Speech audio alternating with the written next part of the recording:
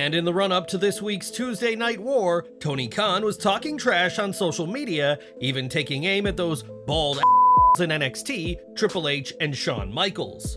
For all his trash talking, Khan and Dynamite were well and truly crushed by NXT this week, but despite this setback, Khan still continued to take some digs on Twitter. One tweet saw Khan take aim at John Cena and The Undertaker, stating that neither had been on a WWE show under 1 million total viewers until their streaks were broken on this week's NXT. Many have bashed Khan as seeming petty and arguing that he should focus on his own show rather than NXT, but what do those in AEW think of their boss's actions? Fightful Select reports that as the AEW president, Khan doesn't have his tweets approved by AEW's PR team in advance, and that people in the company were surprised by his dig at Cena and Taker. The consensus in AEW is that Khan shouldn't have tweeted it at all, or that he was having fun with an unfortunate situation that didn't go his way. One source said that those concerned about the tweet should see some of the responses Khan, Triple H, and other wrestling execs received before they judge the AEW president. Another person in AEW pointed out that while everyone was on Khan's profile because of the tweet, he announced several matches for next week's Dynamite, which these fans will have seen. Eric Bischoff knows a thing or two about competing with WWE for viewers and ratings, and on his Strictly Business podcast, claimed that Khan has beyond help at this point. Bischoff doubled down on previous comments by saying AEW is a vanity project for Khan, and said that while TK may love wrestling with every fiber of his being, he isn't a good wrestling promoter. The WWE Hall of Famer went on to say that while you could bring in anybody to help, Khan simply won't listen to people, or at least not to the extent that he needs to listen to somebody else. During Wrestling Observer Live, Bryan Alvarez stated that he was told that some in WWE and AEW want Tony Khan to stop tweeting, with the belief being that he only makes things worse when he does. A source in WWE who spoke to House of Wrestling added that they found the post petulant, as Khan is taking aim at two men who were on the show that handily beat Dynamite this week. Booker T was on hand for this week's NXT and saw the victorious show firsthand, and on his Hall of Fame podcast, the wrestling legend had some comments of his own for Tony Khan.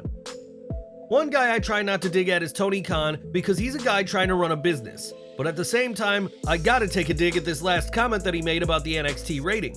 He said that it was the first time that John Cena and The Undertaker appeared in front of less than 1 million people for WWE, and the thing is, he's got Edge and Christian and all those guys.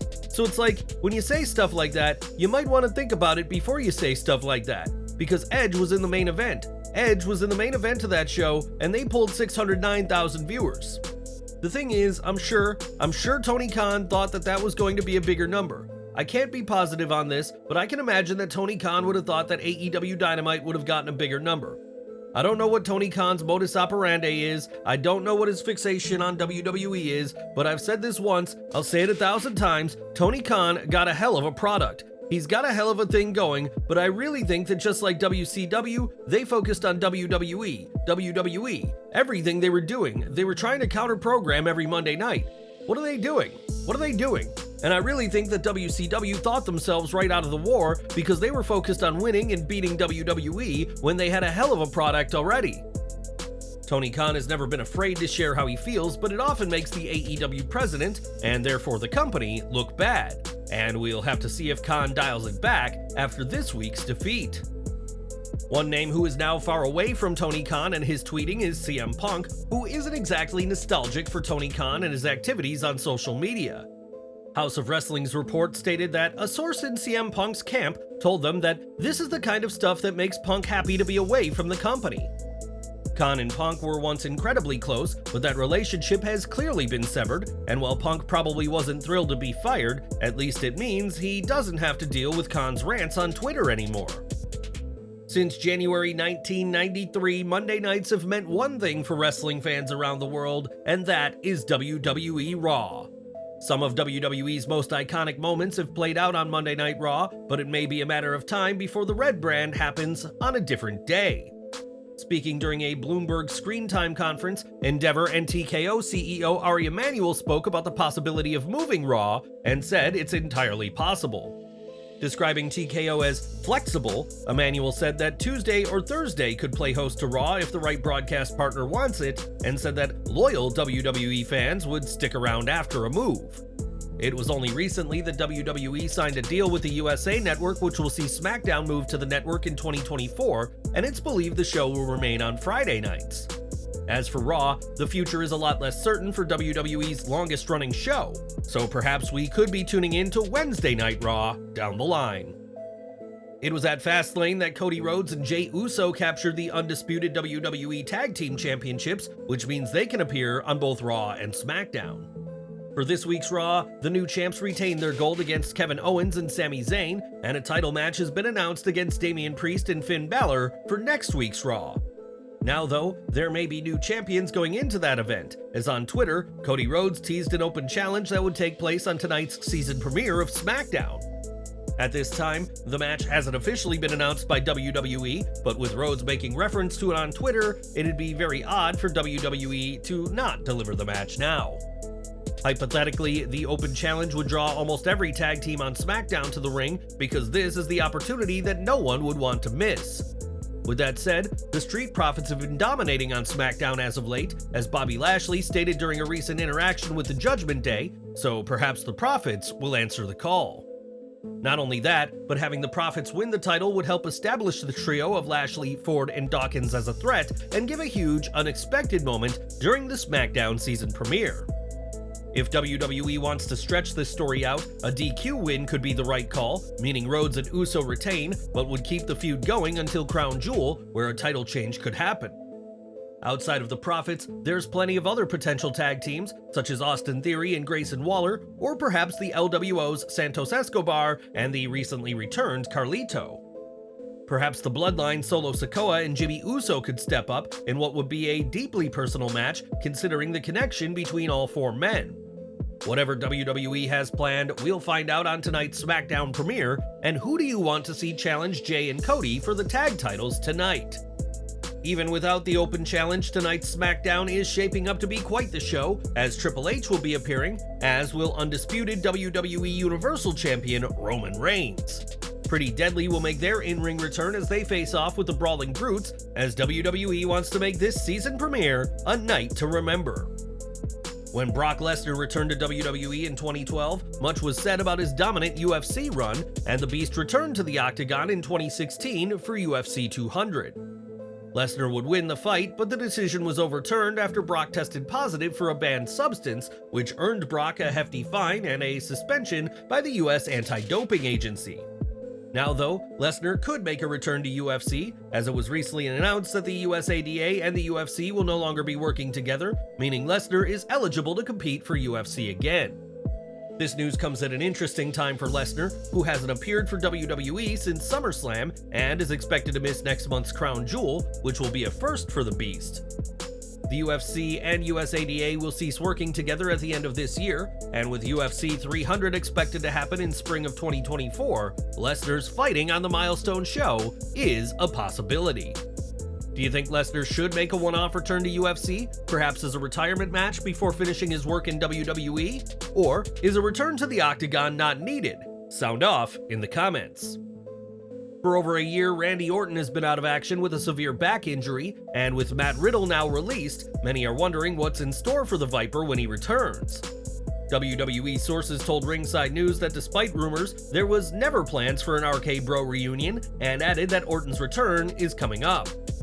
In creative meetings, Orton's return is being described as soon, but there is still no word exactly on when that'll be. Perhaps WWE will save Orton as a surprise return during next year's Men's Rumble match, but he could be back sooner than that, which will come as great news to fans of the Apex Predator.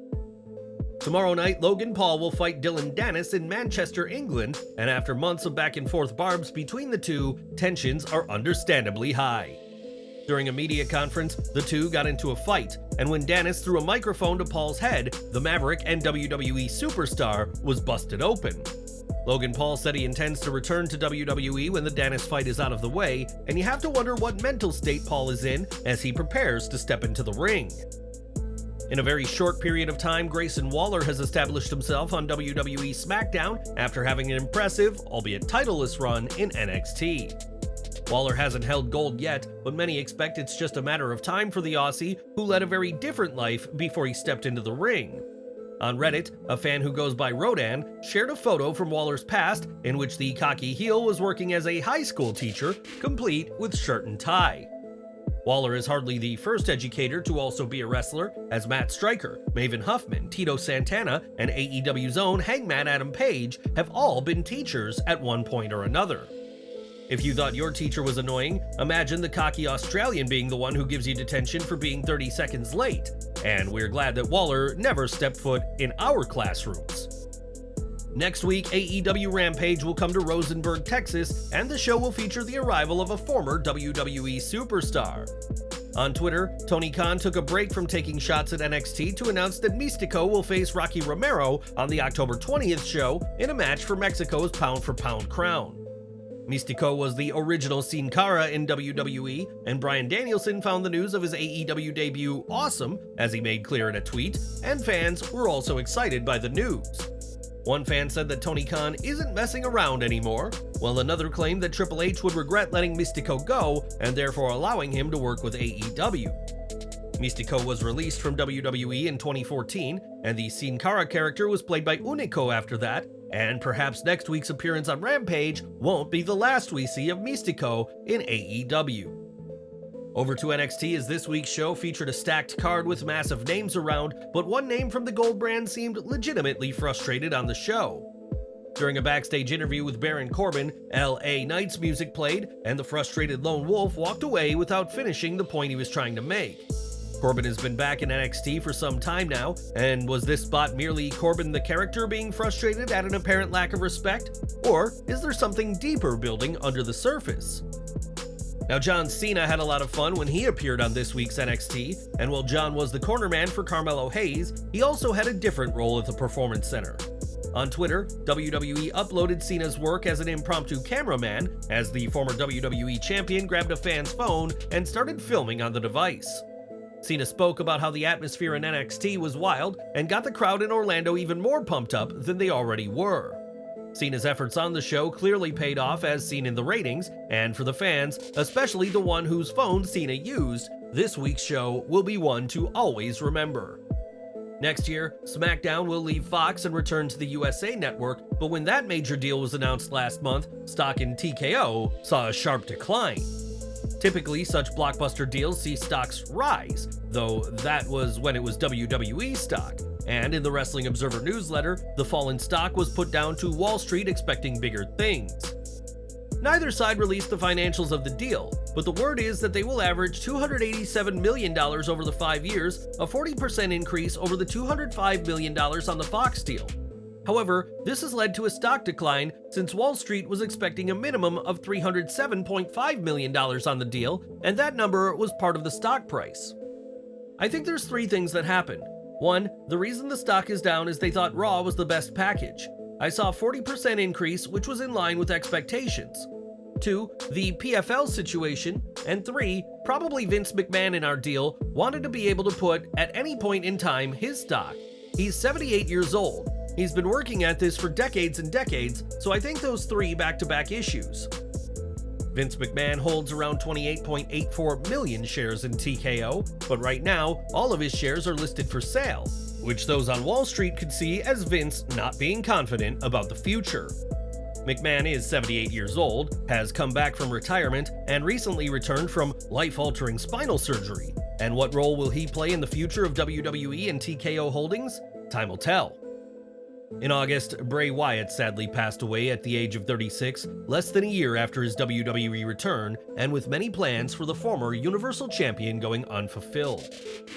This week, Karrion Kross was on the Insight podcast, and during the interview, the SmackDown superstar revealed that Wyatt wanted to work with him, and there were plans at one point. He said, "I haven't talked to anybody but my wife about this. So fast forward, we were supposed to work last WrestleMania at 39. Nobody knew that except for a collection of writers and some people in the office." Van Vliet clarifies this was WrestleMania 39? "Yeah, we were slated to do something, and we would talk for hours about how we wanted to get into it, what we wanted to deliver creatively for people, where we thought we both needed to be. We had ideas like with Alexa and Bo and Scarlett, and then everything happened the way it did. But he left a mark on anybody and everybody that he ever met, and it's very strange the way everything kind of just played out, beautiful and tragic. and he was always an inspiration to me and always showed me warmth. He showed everybody warmth, you know what I mean? But I just have I have more stories than we have time to share. But we were cool, and I'll never forget them. When Ringside News asked their sources, they were told that there were several pitches for the two men at WrestleMania, but it wouldn't necessarily have been a match. Ringside News was also recently told that rumored plans for the Wyatt 6 stable were not really that far along, as no one knew if or when he'd ever be able to return. Of course, Wyatt would never return from his health issues, and whatever WWE had planned for him and Kross will remain one of wrestling's many what-ifs. When Bray Wyatt died, he left behind his fiancée JoJo and 4 children, but those close to the family are stepping up in a major way. On Instagram, Alexi Offerman, JoJo's mother, shared photos of Bray's kids Nash and Hyrie having a wonderful time with Uncle Braun, aka Braun Strowman. Wyatt may be gone, but his family will always appreciate his talents, as on the Wrestling Outlaws podcast, EC3 recalled Wyatt's hidden talent of being an excellent painter.